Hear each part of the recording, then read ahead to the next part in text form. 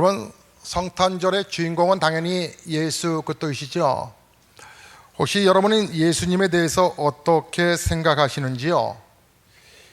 예수님을 혹시 4대 성인 가운데 한 분으로만 인식하셔서 여러분의 이성으로 예수를 믿고 계십니까? 아니면 여러분, 주님이라고 하는 말은 주인이라고 하는 말인데 예수님을 주인으로, 내 삶의 주인으로, 왕으로 모시며 그렇게 믿음 생활 하시는지요?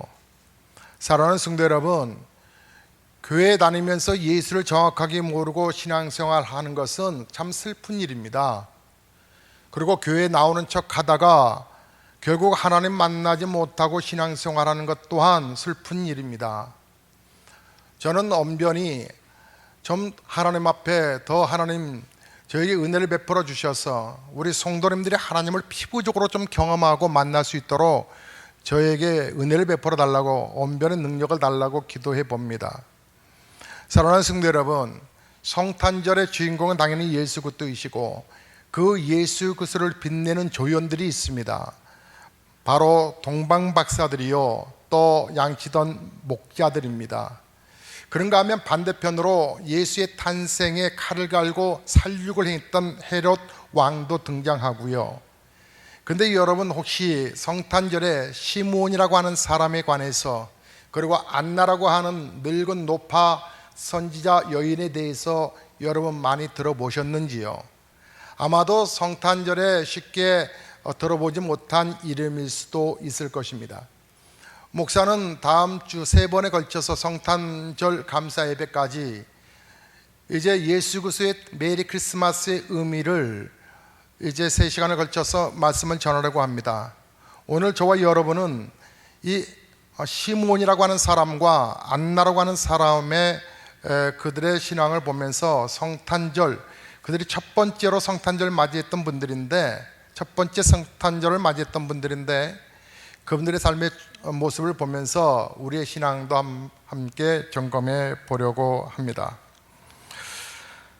사랑하는 성도 여러분, 여기에 본문 속에 나와 있는 시몬이라고 하는 사람, 이 사람이 도대체 어떤 사람일까? 그가 어디에 살았는지, 그리고 어떤 배경을 갖고 있는 사람인지 전혀 알 수가 없는데, 아마 성경에 구체적으로 이 사람에 대해서 기록하지 않은 것은 그것이 그렇게 하나님께는 중요하지 않았기 때문일 겁니다. 다만 오늘 여러분 저와 함께 읽었던 25절에 이 시몬이라고 하는 사람에 대해서 표현하는 표현이 있으니 이 사람은 의롭고 경건하여, 이렇게 표현합니다. 그러니까 이 의롭고 경건하다라고 하는 것이, 이 두 가지 표현이 이 시몬이라고 하는 사람의 명성과 관련된 단어라고 하는 것이죠. 의롭다라고 하는 말은 하나님과의 바른 관계에서만 이해될 수 있는 단어입니다. 그래서 하나님께서 아브라함도 의로 여기셨다라고 하는 것은 하나님께서 아브라함과 하나님 관계가 바로 정립되었다.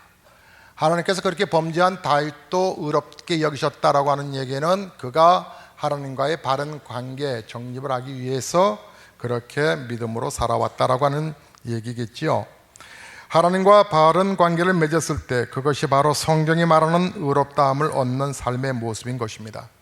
그리고 경건하다라고 하는 것은 깨끗하다, 바르다, 이렇게 우리가 생각하지만 단순한 의미 이상입니다. 경건하다는 낱말은 본래 하나님을 깊이 그리고 심각하게 생각한다라고 하는 단어의 어근에서 나온 말입니다. 다시 말하면 이 사람 시몬은 하나님과의 바른 관계에 대해서 깊이 고민했던 사람이라는 얘기죠. 그리고 하나님과 관련된 모든 일들을 심각하게 생각했던 사람이라는 거예요. 시몬은 일주일에 한 번 교회에 나와서 예배할 때에만 하나님을 생각하는 그런 피상적인 그런 신앙의 사람이 아니라 하나님의 기대와 하나님의 뜻을 분별하여 제대로 알고자 몸부림쳤던 사람이라고 하는 거예요. 시몬의 이런 마음 자세가 그로 하여금 메시아를 기다리게 만들지 않았나 생각합니다. 의롭고 경건한 시몬에게 그가 살아있을 때 그리스도를 만나는 감격을 맛보게 될 것이라고 하는 말씀이 26절에 기록되어 있는 걸 보면 참 이 사람 하나님의 은혜 속에 살았던 사람이로구나, 26절 그러지 않습니까? 그가 주의 그리스도를 보기 전에는 죽지 아니하리라 하는 성령의 지시를 받았더니, 성령의 지시를 받았다는 거예요. 즉 내가 살아가는 목적이 있다는 거예요. 여러분은 사는 목적이 뭐세요? 사는 목적이 있다는 거예요. 내가 그리스도를 만날 거야. 내 살아있는 동안 그리스도를 만날 거야. 메시아를 만날 거야. 시몬은 계시된 하나님의 말씀을 믿었습니다. 구약 시대부터 메시아가 오신다는 약속이 있었기 때문에 이스라엘 백성들이 메시아를 기다려온 것이 사실입니다. 그러나 예수님이 탄생할 즈음에는 이스라엘 백성들이 지쳤는지 다 밍숭맹숭했었습니다. 그들은 오랫동안 기다렸는데도 안 오시니까 더 이상 진지하게 메시아를 대망하지 않았다는 얘기지요. 그러나 시므온은 예외였습니다. 그는 기다렸습니다. 그래서 살아서 그리스도를 만날 것이라고 하는 말씀을 그는 확신하고 있었습니다. 어느 날 시몬이 성령의 이끌림 받아서 성전을 가게 됐는데요, 거기서 무척 남루해 보이는 가난한 젊은 부부가 한 아기를 안고 들어옵니다. 그 사람들의 이름은 요셉과 마리아인데요, 예수의 육신의 부모지요. 그런데요, 그 부부가 가난했다라고 하는 것을 그 성경 24절을 보면 알 수 있습니다. 24절에 이렇게 기록되어 있죠. 또 주의 율법에 말씀하신 대로 산 비둘기 한 쌍이나 혹은 어린 집 비둘기 둘로 제사하려 함이더라. 성전에 오는데 제사하는데 들고 온 게 뭐냐면 집 비둘기라는 거예요. 또 산 비둘기 아니면 집 비둘기. 구약 이 율법에 의하면요, 돈이 많은 사람들은 양이나 소로 제사를 드렸어요. 가난한 사람들은요, 날아가는 비둘기 잡아서 그거로 하나님 앞에 예배 드렸어요. 정말 가난한 사람들이 드렸던 제사법이거든요. 이 가난한 젊은 부부가 아기를 안고 왜 그럼 성전에 왔을까? 21절에 보니까 할 8일이 되매 그 이름을 예수라 하니, 할례식 거하려고 태어난 아기를 데리고 왔다는 거예요. 그 이름을 예수라 하라 하니, 잉태하기 전에 천사가 일컬었던 바, 천사가 얘기했던 그 예수가 오셨다는 거지요. 이 아기를, 젊은 가난한 부부가 아기를 남루한 형상으로 비둘기 옆에 보따리 넣고 아기 안고 오는 그 모습을 보고 시몬이라고 하는 사람의 가슴이 뛰기 시작했어요. 저 아기이다. 성전에 아기 데리고 온 부부들이 얼마나 많았을까요? 많지 않았겠어요? 율법에 의해서 아기 할례식 하러 얼마나 많은 부부들이 왔겠어요? 근데 수많은 아기들이 왔었을 텐데 이 남루한 부부의 한 아기를 보고 왜 시므온이 가슴이 뛰었을까? 리얼한 액션의 표현은 없지만 여기에 28절을 보니까 시몬이 아기를 안았다고 그래요. 그러니까 이렇게 했겠죠. 죄송합니다. 제가 좀 아기를 좀 안아봐도 되겠습니까? 시므온이요, 젊은 가난한 이 요셉과 마리아에게. 그러자 아기를 이렇게 넘겨줬겠죠. 아기를 안자마자 그의 마음속에서 찬송이 흘러나오네요. 29절의 말씀을 보면 주제여 이제는 말씀하신 대로 종을 평안히 놓아 주시는도다. 이게 무슨 얘기예요? 하나님, 이제는 죽어도 여한이 없습니다. 하나님, 내 눈이 주의 구원을 보았나이다.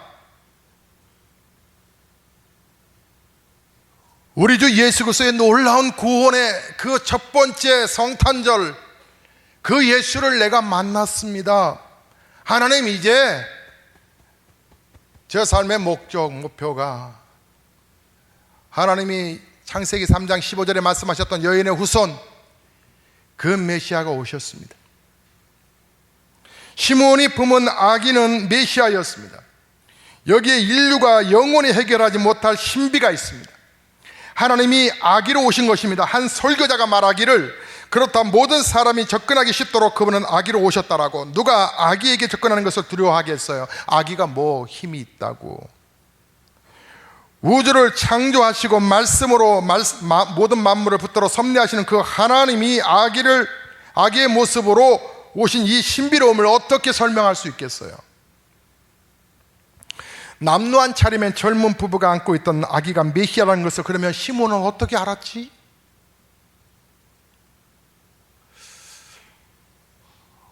광채가 그 아기에게 임했을까? 아우라가 막 그 위에? 아기를 단번에 구세주로 알아보았던 시몬의 통찰력 또한 하나의 신비인 것 같아요. 그 당시에 대부분의 사람들은요, 이스라엘을 구원할 자로 메시아가 오실 터인데 그분은 강력한 힘이 있을 것이라고 생각했어요. 그래서 로마 정부를 뒤집고 새로운 나라를 일으킬 수 있는 그런 메시아가 올 거라고 다 기대를 했다고요. 근데 저 가난한 집안에 그 한 아기가 태어난 이 부분이 메시아라고 하는 것 자체만으로도 그들은 마음을 열지 않았을 거예요. 근데 어떻게 이 시므온은 그렇게 메시아로 발견했지? 하나의 힌트는 그가 성령이 그 위에 계시더라. 25절 끝부분에 그가 27절에 보면 성령의 감동으로 성전에 들어가매, 즉 성령의 이끌림 받은 선지자였다는 걸 알 수 있어요. 성령의 이끌림을 받았다는 것은 하나님의 뜻을 날마다 추구하며 그 뜻에 순종했다는 얘기예요. 메시아다, 구세주다. 그래서 그가 아기를 안고 찬양을 부르는 이 감사의 모습을 보면 32절에 이방을 비추는 빛이요 주의 백성 이스라엘의 영광이라 이렇게 말합니다. 이방의 빛이다.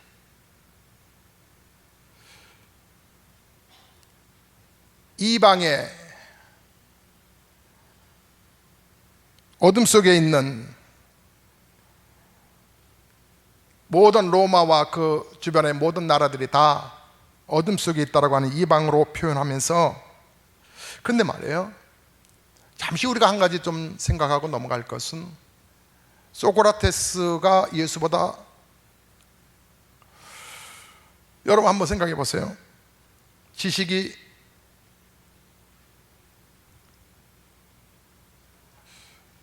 짧았을까? 당시 로마가 이스라엘보다 훨씬 더 문명한 나라였거든요. 소크라테스나 플라톤을 배출하는 히랍 문명은 지식적인 면에서 이스라엘보다 훨씬 더 앞서가 있었거든요. 그러나 시므온은 이방이 정치적으로든 지식적으로든 아무리 발전해 있다 할지라도 여전히 그들은 어둠 속에 있다라고 성경은 말해요. 여러분, 하나님의 은혜가 여러분에게 임하기를 간절히 좀 기도 좀 해보세요. 우리는 살아계신 하나님을 섬기는 백성들이거든요. 하나님의 은혜가 내 안에 머물게 해달라고 기도하십시오. 하나님의 은혜의 지배를 받아 살아가셔야 합니다. 하나님의 은혜의 지배를 받지 아니하면 우리의 삶은 날마다 공고해질 것입니다. 그리고 신앙생활이 너무 힘들어질 거예요. 여러분, 문명이 인간의 죄의 문제와 죽음의 문제를 해결할 수 있을까? 하나님 외에는, 그리스도 외에는 아무것도 죄와 사망의 문제를 해결할 수가 없습니다. 그리스도가 빛이십니다. 그러므로 예수가 없는 문화, 그것은 아직도 어둠입니다. 정치적으로나 지식적으로 이방보다 뒤떨어져 있던 이스라엘에 살고 있었던 시므온, 그러나 그는 메시아를 품에 안는 감격 그 순간에 이 아기야말로 이방의 빛이다 라고 말합니다. 불신자에게 눈을 뜰 기회가 왔다는 거죠. 근데 여기에 영광이라고 하는 단어 있잖아요. 이스라엘이 영광이다라고 하는 말은 이 원문을, 이 단어가 말이에요, 그 임재라고 하는 단어와 동의어입니다. 주님을 신뢰하는 주의 백성들에게 있어서 하나님의 영광이 함께한다라고 하는 것은 하나님이 함께 임재했다라고 하는 얘기거든요. 시므온이 찬양으로 그가 만난 첫 번째 성탄절 예수를 노래하고 찬양합니다. 또 한 사람의 노파를 소개해 보려고 합니다. 시몬에 이어서 안나라고 하는 여인인데요, 여자 선지자라고 말합니다. 36절을 내려서 보니까 아셀 지파 바누엘의 딸 안나라 하는 선지자가 있어 나이가 매우 많았더라. 노파라는 얘기죠. 자, 그런데 슬픈, 좀 안타까운 모습이 얘기가 하고 있죠. 남편과 결혼해서 7년 동안, 7해 동안 남편과 함께 살았는데 과부가 됐다는 거예요. 남편이 죽었다는 얘기죠. 과부되고 84세가 되었더라 그럽니다. 이 사람이 성전을 떠나지 아니하고 주야로 금식하며 기도함으로 섬기더니, 이렇게 표현하고 있는데, 사실 남편을 잃은 이 여인은요, 한 곳에만 소망을 두기로 하며 성전을 가까이 합니다. 모든 사람들이 다시 오실 메시아에 대한 소망을 포기하고 있었지만 이 여인은 그 메시아에 대한 소망을 품고서 남은 생을 살아가기 시작합니다. 그래서 지나간 세월 84년 동안 성전을 떠나지 아니하고 주야로, 그러니까 하루에 한 끼 점심 먹고 그렇게 기도하며 신실하게 하나님을 섬겼던, 메시아를 기다렸던 안나라고 하는 거지요. 아마도 사람들은 이 여인을 예수나 교회에 미쳐버린 여자라고 제껴놓았을지도 모릅니다. 그렇습니다. 이 여인은 한 소망에 미친 여자였습니다. 자신의 구세주이신, 그리고 참 기쁨이고 소망이신 그분을 기다리는 것이 이 여인의 정말 목표가 된 것이거든요. 성전을 떠나지 아니하고 금식하며 기도했다라고 하는 것은 이 여인이 가지고 있었던 그 여인의 믿음의 표현이었을 것입니다. 그렇게 하기를 84년, 그동안에 얼마나 많은 갈등과 그동안에 얼마나 이 젊은 청춘을 지나가면서 얼마나 많은 유혹이 있었을까.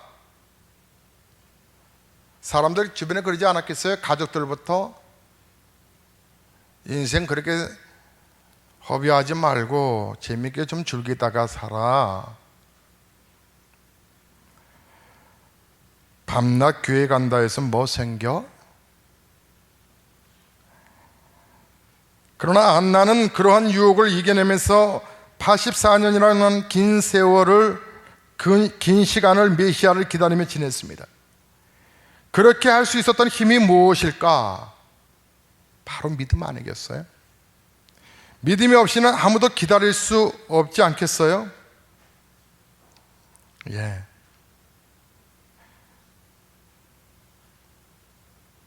믿음이 없으면 사실 움직일 수 없죠.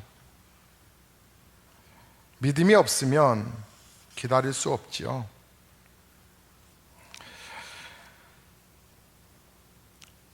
(84년의) 기다림. 이 안나를 선지자, 여선지자라고 말했던 걸 보면 그가 말씀에 사로잡힌 것을 볼 수 있는데, 분명 메시아가 오실 것이다, 시므온처럼 생전에 메시아를 만날 것이라고 하는 확실한 약속의 말씀을 그는 성경을 통해서 듣지는 못했지만, 그러나 성경이 창세기 3장 15절에서 여인의 후손이 사단의 머리를 칠 것이라고 하는 하나님의 구속사가 이어지는 메시지의 줄기를 알았던 이 여인은 신앙생활에 절대로 흔들리지 않는 믿음의 자세를 유지했던 것을 볼 수 있게 되는데, 막연한 그런 인생 속에 살아가는 듯 하였지만, 그래서 이 84년의 세월을 누가 이 여인에게 보상해 줄 수가 있겠어요? 그러나 여전히 누가 보상해 주지 않아도 여전히 믿음의 자리를 지켜가는 이 여인, 어느 날 성전에 들어가다가 시몬이라고 하는 사람이 안고 있는 아기를 딱 바라보았을 때 시몬이 고백했던 것처럼 여기에 이 안나가 그 아기가 메시아라는 것을 알아차립니다. 그리고 그 순간 그 여인의 느낌, 여러분 그 감격을 이해하시겠어요? 그 순간 이 여인은 잃어버린 84년의 세월을 다 보상받았을 것 같아요. 오셨구나.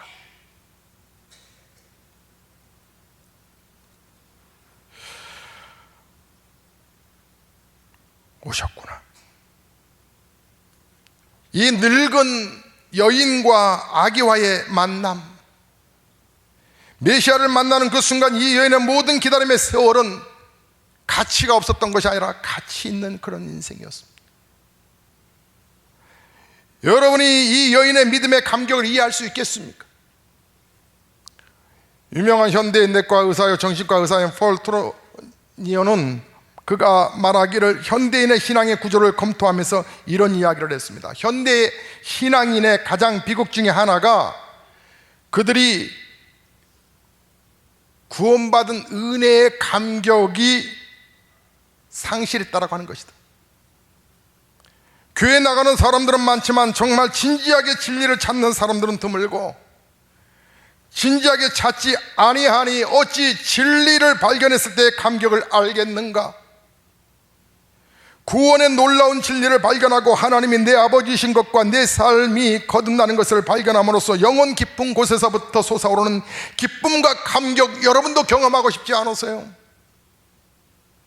수천 년 전부터 예언하셨던 그 메시아가 오셨다라고 하는 이 감격 속에 있었던 이 안나의 흥분된 이 마음이 우리의 마음이 되어 우리가 그렇게 신앙생활을 할 수는 없는 것일까요? 84년의 기다림은 84년의 추구였습니다. 드디어 자기 눈앞에서 아기로 오신 하나님, 전 인류의 운명과 역사의 운명을 바꿀 수 있는 이 놀라운 메시아를 목격하게 되었던 이 여인, 이 여인의 가슴 터지는 그 감격을 여러분 짐작하시겠어요? 그 여인이 38절에 보면 마침 이때에 나와서 하나님께 감사했다라고 말합니다. 하나님께 감사하고, 성경은 이 여인의 신앙의 고백에 대해서 간단하게 표현하고 있지만, 기록하고 있지만 하나님께 감사하고, 오셨군요. 나의 인생의 문제를 해결하려, 나의 죄 문제를 해결하려 오셨군요. 나에게 메시아를 만날 수 있는 감격과 경배를 할 수 있는 감격이신 나의 하나님이요, 감사합니다. 성탄절은 여러분의 거룩한 고백이 시작되어야 될 거룩한 축제입니다. 이 여인이 엎드려지는 가슴과 영혼이 파열되는 감사를 여러분은 정말 이해할 수 있겠습니까? 여러분이 매주마다 하나님 앞에 나오셔서 신앙생활하는 여러분이 고백하는 그 하나님이 여러분의 아버지라는 사실 때문에 떨리는 가슴으로 감격과 감사를 주님 앞에 드려보셨습니까? 교회가 있어 나의 영혼을 보호를 받고, 교회가 있어 우리의 가정에 그리고 우리 삶에 하나님의 은혜가 흐른다라고 하는 것을 아시기에 성전에서 헌신하고 봉사하는 그 즐거움의 그 기쁨을 여러분 아십니까? 이 성탄의 84년의 기다림의 세월을 보상받은 안나의 감사와 같은 가슴 터지는 감사가 여러분에게는 있으신지요? 하나님께 감사하고, 매주마다 우리가 하나님 앞에 그 감사를 고백할 수는 없을까요?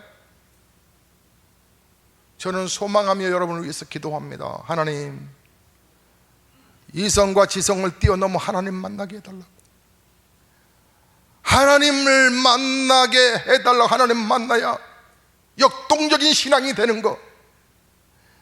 그래서 십자가의 의미가 무엇인지를 아는 성도는 내가 주 안에서 어떠한 충성과 헌신도 그것은 나에게 자랑이 될 수 없다라고 하는 것을 고백하고, 바울이 고백했던 것처럼 나는 내가 갖고 있는 모든 것들을 배설물로 여기다라고 말하면 오직 나에게는 그리스도의 못 박힌 십자가밖에 없다라고 고백하며 마지막 단두대의 모가지가 잘릴 때까지 하나님을 한 번도 원망하지 않았던 바울의 심정이 우리의 심정은 될 수 없을까요?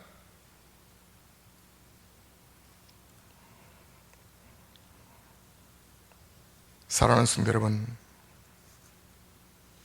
메시아 그분이 오셨습니다. 그분이 여러분을 구원하시려고 오셨습니다. 여러분의 고통을 해결하시려고 오셨습니다.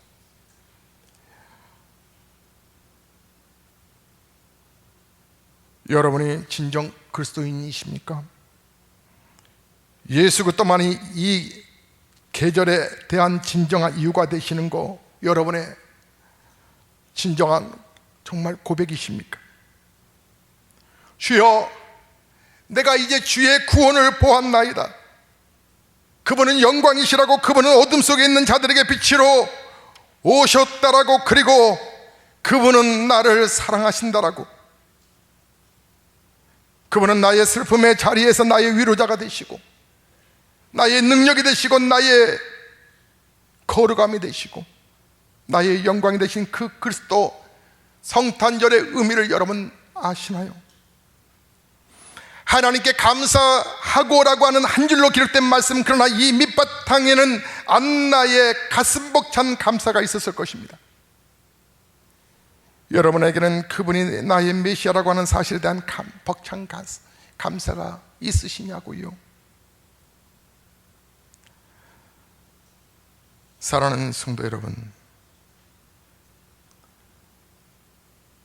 오늘 성탄절을 앞에 둔 저와 여러분에게 주님이 말씀합니다. 우리의 삶의 목표가 뭐냐고요?